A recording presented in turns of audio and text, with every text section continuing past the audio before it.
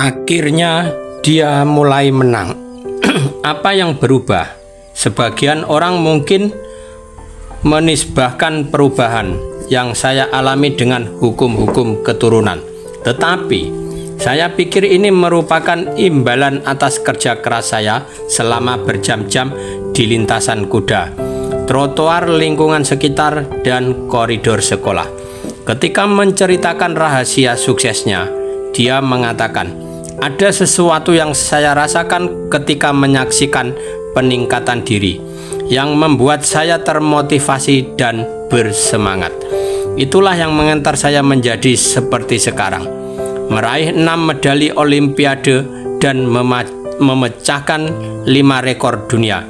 Dan begitulah di sekolah menengah pertama dulu, ketika saya baru saja mulai memasuki dunia olahraga lari. 2 medalinya yang terakhir atau dari kejuaraan dunia olimpiade diperoleh bersamaan dengan serangan asma dan luka-luka lutut akut yang sangat menyaksikan. Ini bukanlah bakat alami yang menerima takdirnya begitu saja, namun inilah mindset yang dapat memahami dirinya sendiri. Orang berbakat alami tak perlu berusaha. Dahulu banyak orang yakin bahwa seorang tidak bisa berlatih golf. Jika berlatih kekuatan, dia akan kehilangan sentuhannya. Lalu muncullah Tiger Woods dengan metode dan kebiasaan latihan kerasnya serta memenangi setiap turnamen.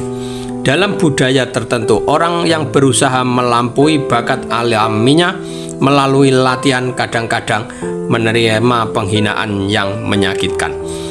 Anda diharuskan menerima tempat Anda dalam kehidupan ini. Budaya-budaya ini tentu saja membenci Maury Wills. Wills adalah seorang pemain bisbol 1950-an dan 1960-an yang bermimpi ingin sekali menjadi pemain liga besar atau utama. Persoalannya adalah dia tidak dapat memukul dengan cukup baik. Jadi ketika tim Dodgers menerimanya, mereka mengirimkannya ke liga-liga kecil dengan bangga. Dia mengumumkan kepada teman-temannya dalam 2 tahun, aku akan berada di Brooklyn bermain bersama Jackie Robinson. Dia keliru. Meskipun memiliki prediksi yang optimistis dan menjalani latihan harian yang sangat melelahkan, dia merana di liga-liga kecil selama 8,5 tahun.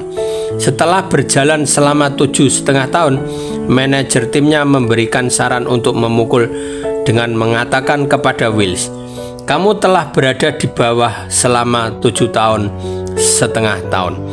Tidak ada salahnya jika kamu mencoba. Segera setelah itu, ketika jogger dihentikan sementara karena jari telunjuknya patah, Willis pun dipanggil. Ia mendapatkan peluangnya. Pukulannya masih belum cukup baik. Karena tidak ingin menyerah, dia menemui pelatih base pertama untuk meminta bantuan. Mereka bekerja sama selama beberapa jam sehari. Di samping latihan reguler yang Wills lakukan, ini pun masih belum cukup baik. Bahkan Wills merasa hancur sekarang, siap untuk berhenti. Tetapi pelatih base pertama tersebut tidak membiarkannya. Secara mekanik, Wills sudah berada di tempat yang tepat. Yang dibutuhkan Wills sekarang adalah membuat pikirannya bekerja. Dia mulai memukul dan kecepatannya yang luar biasa. Dia mulai mencuri base satu demi satu. Dia mempelajari lemparan dari para pelempar dan menangkap atau catcher yang berlawanan, memperhitungkan momen terbaik untuk mencuri sebuah base. Dia mengembangkan berbagai take off yang kuat dan mendadak, serta slide yang efektif. Base curiannya mulai membingungkan para pelempar, membuyarkan konsentrasi para penangkap bola.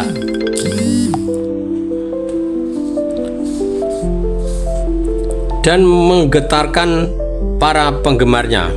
Wills kemudian mampu memecahkan rekor tie hop untuk pencurian base, sebuah rekor yang tak tertandingi selama 47 tahun.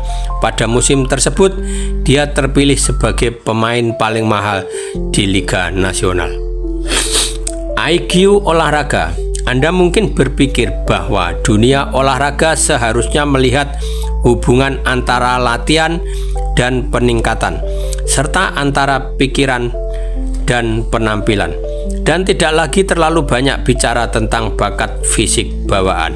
Tetapi sebagian besar orang di dunia olahraga seolah-olah menolak melihat hubungan tersebut. Mungkin ini karena seperti diungkapkan Malcolm Gladwell, masyarakat lebih menghargai anugerah alami daripada kemampuan yang diperoleh. Setiap kali budaya kita berbicara tentang usaha individu dan peningkatan diri, jauh di lubuk hati, ungkap Gladwell, kita sebenarnya memuja orang yang memiliki bakat alami. Kita lebih suka memikirkan para juara dan idola kita sebagai pahlawan super yang dilahirkan berbeda dari kita. Kita tidak suka memikirkan mereka berbagai orang-orang yang relatif biasa, yang kemudian berusaha menjadikan diri mereka luar biasa. Mengapa tidak? Bagi saya, hal ini jauh lebih mengagumkan.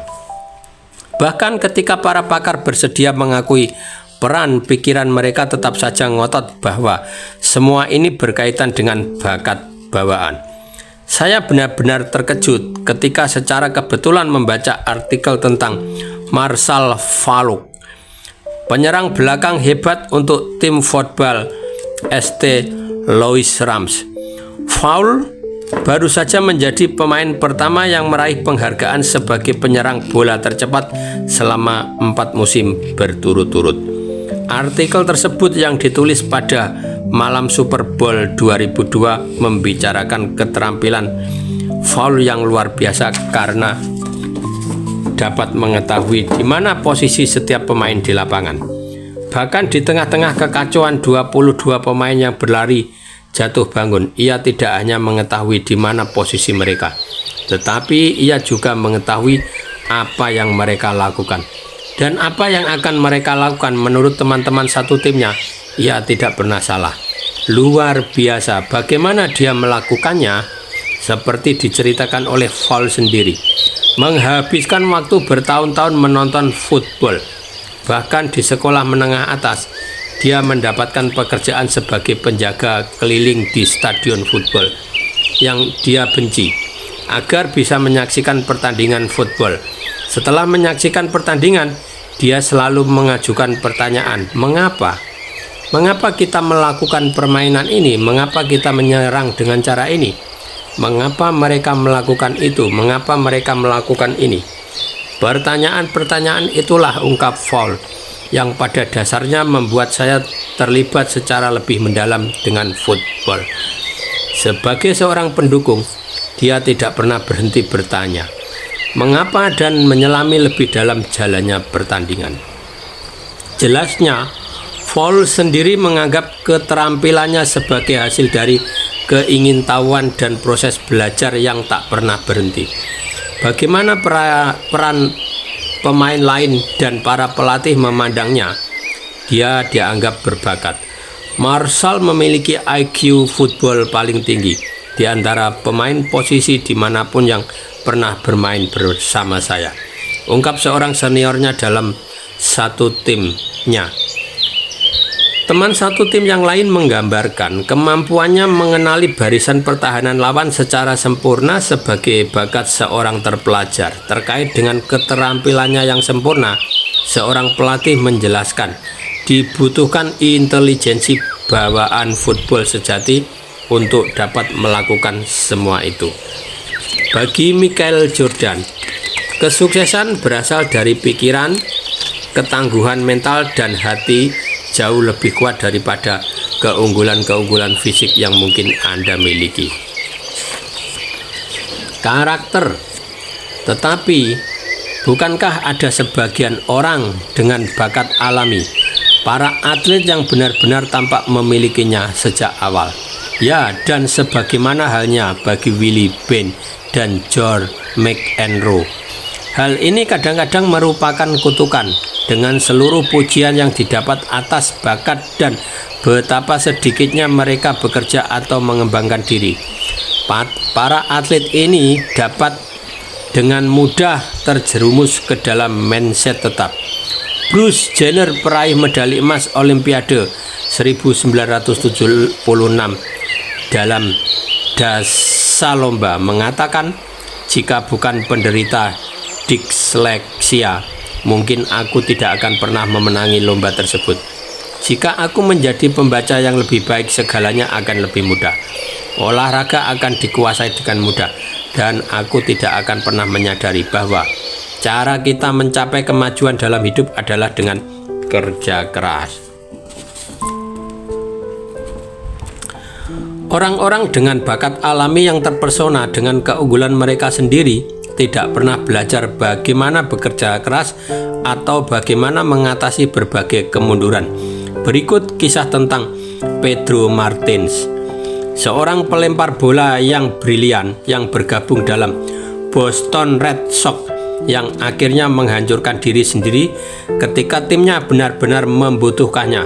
Bahkan ini juga merupakan kisah yang lebih besar, sebuah kisah tentang karakter. Sekelompok penulis olahraga dari The New York Times dan The Boston Globe sedang berada dalam perjalanan dari Delta menuju Boston. Demikian juga saya. Mereka akan meliput game ketiga dari babak playoff Liga Amerika antara New York Yankees dan Boston Red Sox. Mereka sedang berbicara tentang karakter, dan mereka semua sepakat. Meskipun para penulis Boston merasa keberatan bahwa Yankees memilikinya. Di antara hal-hal lain, mereka ingat bahwa Yankees telah melakukannya untuk New York 2 tahun sebelumnya.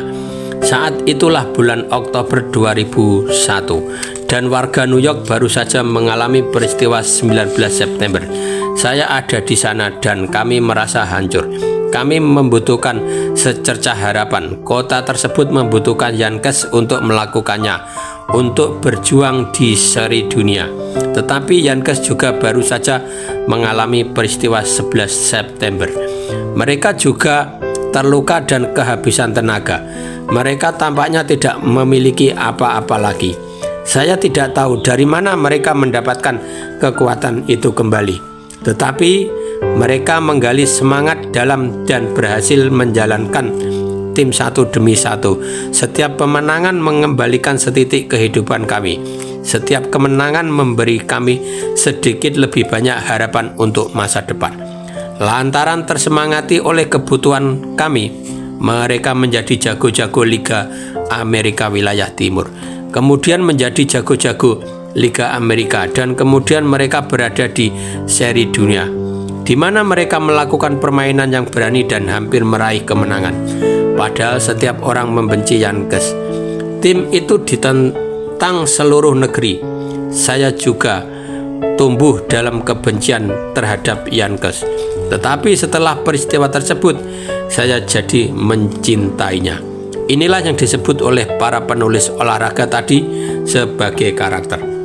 Karakter demikian, kata para penulis olahraga itu. Mereka mengetahuinya ketika menyaksikan karakter itu, yaitu kemampuan menggali dan menemukan kekuatan meskipun segala hal tampaknya menentang Anda. Tepat pada hari berikutnya, Pedro Martins, pelempar bola Boston yang memesona, tetapi terlalu manja, menunjukkan apa yang dimaksud dengan karakter, dengan cara menunjukkan apa yang bukan karakter. Tidak ada satu tim pun yang lebih menginginkan kejuaraan Liga Amerika ini dibandingkan dengan Boston Red Sox. Mereka tidak memenangi seri dunia selama 85 tahun. Sejak kutukan Bambino, yaitu sejak pemilik Sox Harry Fresh menjual Babe Ruth kepada Yankees untuk mendapatkan uang guna mendanai sebuah pertunjukan Broadway. Keadaan waktu itu memang cukup sulit sehingga dia menjual pelempar bola kidal terbaik dalam olahraga bisbol, yang pada saat itu adalah Ruth. Tetapi dia menjualnya kepada musuh yang dipandang rendah. Yankes kemudian terus-menerus mendominasi bisbol dengan memenangi seri dunia yang tampaknya tanpa akhir. Sementara itu, Boston berusaha mendominasi selama 4 seri dunia dan beberapa kali playoff. Tetapi mereka selalu kalah, dan mereka selalu kalah dengan cara yang mungkin paling tragis. Mereka nyaris meraih kemenangan, tetapi kemudian hancur lebur. Akhirnya disinilah ada kesempatan lagi untuk mengusir kutukan tersebut dan mengalahkan pesaing utama mereka. Jika menang, mereka akan menuju ke seri dunia dan Yankes akan tetap bermain di kompetisi domestik. Pedro Martinez adalah harapan mereka. Sebenarnya sejak awal musim pertandingan dia telah mengutuk pertandingan tersebut. Namun setelah melakukan pelemparan dalam pertandingan yang bagus, Martinez kehilangan posisi dengan tertinggal di belakang. Lalu apa yang dilakukannya? Dia memukul seorang pemukul, Karim Garcia, dengan bola, mengancam akan memukul kepala yang lain, Jorge Posada, dan melimpar seorang berumur 72 tahun, pelatih Yankee Don Zimmer, hingga tersungkur. Seperti ditulis oleh seorang penulis New York Times, kita tahu akan menyaksikan Pedro lawan Roger Clemens pada suatu sore yang penuh kenangan di Fenway Park. Tetapi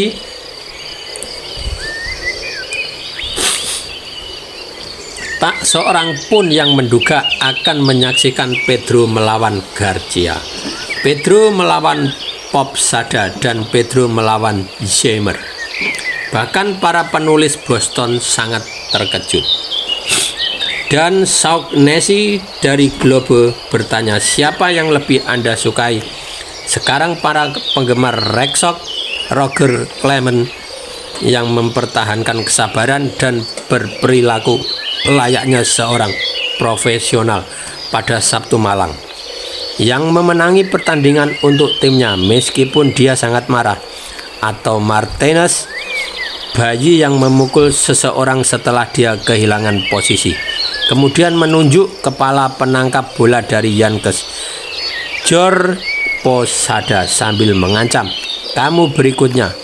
Para penggemar Red Sox tidak senang mendengarnya, tetapi pada Sabtu itu Martinez benar-benar sangat memalukan dan menjadi aib bagi olahraga bisbol. Dia berhasil melepaskan diri dari hal ini karena dia adalah Pedro. Dan manajemen Sox memungkinkannya. Dapatkah Martinez suatu saat berakhir dan mengakui bahwa dia salah seperti halnya Billy Bond? Pedro Martinez tidak tahu bagaimana menghadapi frustasi, tidak tahu bagaimana menggali dan mengubah kekalahan. Penting menjadi sebuah kemenangan. Penting seperti halnya Billy Bond, dia juga tidak dapat mengakui kesalahannya dan belajar dari kesalahan-kesalahan tersebut. Lantaran telah mengeluarkan amarahnya, alih-alih melakukan pekerjaannya, Yankes memenangi pertandingan dan terus berlanjut memenangi babak playoff tersebut dengan selisih kemenangan 1 game. Para penulis olahraga yang ada di pesawat itu sepakat bahwa karakter adalah segalanya. Tetapi mereka sendiri mengakui bahwa mereka tidak memahami dari mana karakter tersebut berasal. Tetapi sekarang saya berpikir, kita akan tahu bahwa karakter tumbuh dari mindset. Sekarang kita tahu bahwa ada sebuah mindset di mana orang-orang terperangkap dalam gagasan tentang bakat dan keistimewaan mereka sendiri. Ketika segalanya berjalan tidak sesuai harapan, mereka kehilangan fokus dan kemampuan mereka membuat segala hal yang mereka inginkan. Dan dalam kasus ini, segala hal yang sangat didambakan oleh tim dan para penggemarnya dalam bahaya. Kita juga tahu bahwa ada mindset tertentu yang membantu orang mengatasi kemunduran dengan baik, menunjukkan strategi yang baik dan mengarahkan untuk bertindak sesuai dengan apa yang paling mereka minati. Tunggu, kisahnya belum berakhir. 1 tahun kemudian Sox dan Yankes kembali saling berhadapan. Siapapun yang memenangi 4 pertandingan dari 7 pertandingan yang ada akan menjadi juara Liga Amerika dan mendapatkan tiket menuju seri dunia. Yankees memenangi 3 pertandingan pertama dan nasib Boston yang memalukan tampaknya terulang sekali lagi. Tetapi tahun itu Boston telah memberikan peringatan kepada para pemain primadona mereka. Mereka menjual satu primadona, berusaha menjual yang lain, dan tak seorang pun menginginkan dirinya, dan menyampaikan pesan, ini adalah tim, bukan sekumpulan bintang. Kami bekerja keras satu sama lain. 4 pertandingan kemudian, Boston Red Sox menjadi juara Liga Amerika, kemudian juara dunia. Inilah kali pertama sejak Boston mengalahkan Yankees pada 1904 dalam sebuah seri kejuaraan, yang menunjukkan 2 hal penting. Pertama, kutukan itu telah berakhir. Kedua, karakter bisa dipelajari. Lebih jauh tentang karakter, mari mengambil contoh dari pemain puncak seperti P.T. Sampras dan mindset tumbuhnya. Pada tahun 2000, Sampras berada di Wimbledon, berusaha meraih kemenangan tenis Grand Slam-nya yang bertiga kelas. Jika menang, dia akan memecahkan rekor Roy Emerson yang mencatat 12 kali kemenangan dalam turnamen-turnamen paling bergensi. Meskipun Sampras berusaha mendapatkannya hingga pertandingan terakhir, dia bermain kurang bagus dalam turnamen tersebut. Dia juga tidak begitu optimistis tentang peluangnya melawan Patrick Rever yang masih muda dan kuat. Sampras kalah di babak pertama dan diperkirakan kalah pada babak kedua. Dia telah tertinggal 4-1 pada babak penentuan. Bahkan dia sendiri mengatakan, aku benar-benar merasa hancur perlahan-lahan. Apa yang dilakukan McEnroe, apa yang dilakukan Pedro Martinez, apa yang dilakukan Sampras. Sebagaimana diungkapkan William Roden, dia mencari kerangka acuan yang dapat menolongnya. Sampras mengatakan, saat Anda duduk pada pergantian babak, pikirkan pertandingan-pertandingan yang sebelumnya di mana Anda kalah pada babak pertama. Kembalilah dan menangkan 3 babak selanjutnya. Masih ada waktu. Pikirkanlah pengalaman-pengalaman masa lalu agar Anda mampu mengatasinya. Tiba-tiba Sampras mencetak 5 angka berturut-turut, kemudian 2 angka lagi. Dia telah memenangi babak kedua dan tetap hidup. Tadi malam, ungkap Roden, Sampras menunjukkan seluruh kualitas seorang pahlawan. Kalah di babak pertama, kerentanan yang nyaris membawa kekalahan, kemudian kembali dan memenangi babak final. Jackie Joyner Kershaw menceritakan kisahnya mengatasi serangan asma ketika mengikuti kejuaraan dunia terakhirnya. Saat itu dia mengikuti lari 800 meter, perlombaan terakhir, dan heptat halon. Ketika merasakan serangan asma itu datang, ayunkan terus lenganmu. Dia memerintah dirinya sendiri, ini tidak terlalu buruk, jadi tetaplah bertahan. Kamu bisa melakukannya. Kamu tidak akan mendapatkan serangan asma yang menutup jalan. Namun, napasmu, kamu masih memiliki cukup udara. Kamu harus menang dalam pertandingan ini. Larilah sekencang yang kamu bisa dalam 200 meter terakhir. Jackie, dia memerintah dirinya sendiri menuju kemenangan. Harus saya katakan bahwa ini merupakan kemenangan terbesar saya, dengan mempertimbangkan pertandingannya serta proses jauh bangun yang saya lalui. Jika saya benar-benar menginginkannya, saya harus bekerja keras untuk mewujudkannya. Dalam Olimpiade terakhirnya, sesuatu yang menakutkan terjadi. Luka lutut yang serius memaksanya keluar dari heptathlon. Dia merasa hancur. Dia tidak lagi menjadi lawan yang penting dalam babak penentuan. Tetapi akankah dia menjadi pesaing yang diperhitungkan dalam lompat jauh beberapa kemudian? 5 lompatan pertamanya mengatakan tidak. Kelimanya sama sekali tidak dekat dengan medali emas. Tetapi Lompatan keenamnya mengantarkannya memenangi medali perunggu yang lebih berharga daripada medali emasnya. Kekuatan untuk melakukan lompatan keenam berasal dari beragam kegundahan saya selama bertahun-tahun. Saya telah mengumpulkan seluruh rasa sakit dan mengubahnya menjadi sebuah penampilan yang hebat. Joyner Kersee juga telah menunjukkan kualitas seorang pahlawan. Kalah kondisi rentan yang nyaris membawa kekalahan, kemudian kembali dan menang di babak final. Karakter, hati, kehendak, dan pikiran seorang juara. Karakter memiliki nama yang berbeda-beda. Meskipun hakikatnya sama, inilah yang membuat Anda berlatih dan inilah yang memungkinkan Anda menggali ke dalam serta menariknya keluar saat benar-benar membutuhkannya.